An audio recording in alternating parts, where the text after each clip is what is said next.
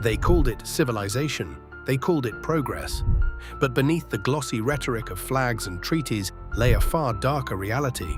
Systems built on extraction, violence, and the erasure of lives. This is not distant history told in dates and maps alone. It is a story of people whose labor, land, and dignity were commandeered in the name of empire. From the outset, colonialism operated as an economic engine. Cash crops replaced diverse subsistence farming, forests and minerals were plundered, labor was reorganized to serve distant markets.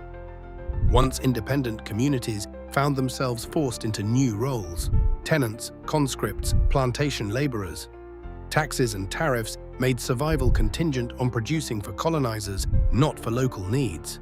The result was famine, displacement, and a persistent dependency that reshaped entire societies. Beyond economics, colonial rule imposed cultural violence. Languages were suppressed, spiritual practices condemned, histories rewritten to justify domination, schools trained a loyal intermediary class while erasing indigenous knowledge, medicine and law were transplanted without consent, often worsening health and undermining social cohesion. The psychological toll, shame, loss of identity, intergenerational trauma endures long after flags are lowered. But this is not a one-sided tale of victimhood. Resistance took countless forms: open rebellions, covert sabotage, cultural revival, and everyday acts of refusal. Women sustained households and led movements. Artisans preserved traditions through hidden apprenticeships. Storytellers kept histories alive in oral memory. Some resistance transformed into political movements that eventually dismantled empires, though often at terrible cost.